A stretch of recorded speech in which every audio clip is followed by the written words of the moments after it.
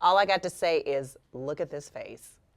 Oh, oh my, and he knows it too.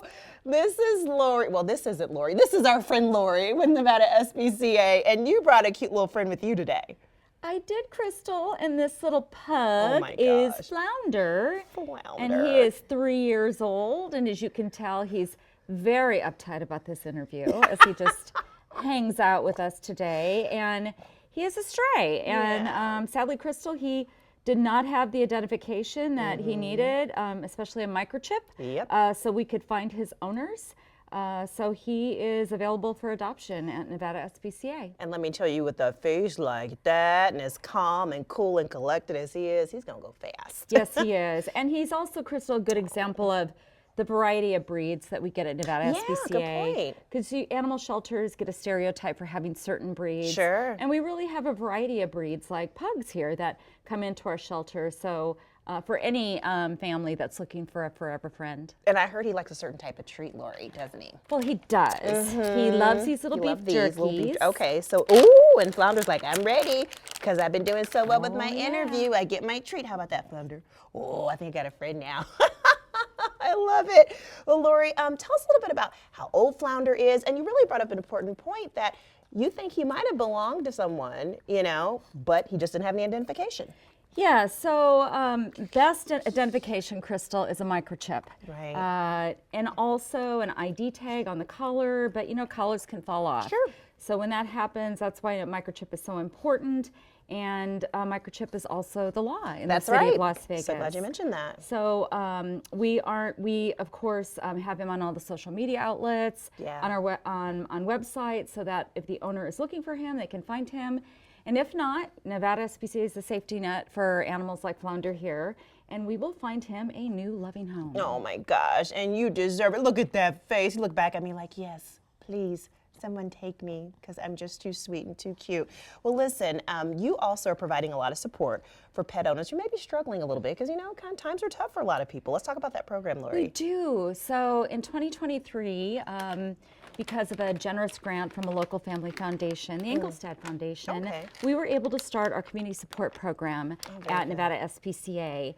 And what that is, Crystal, is that if there are pet owners that want to surrender their pets because they do not have enough money, they need food, they need veterinary assistance, we will intervene and provide that food and veterinary assistance, because our goal, in addition to finding new homes for animals like Flounder, is to keep pets in homes with the owners that love them. Very true. Yeah, and that's so important, because, you don't want any barriers to prevent people from being able, to keep their pets at home, so they ultimately don't end up back at your shelter, even though you all give them great care, but still, that's not the goal. Yes. Yeah. And we all know that things are very expensive nowadays. Yes. And we, along with some of the other rescues in the community, are fighting for more access to low-cost care.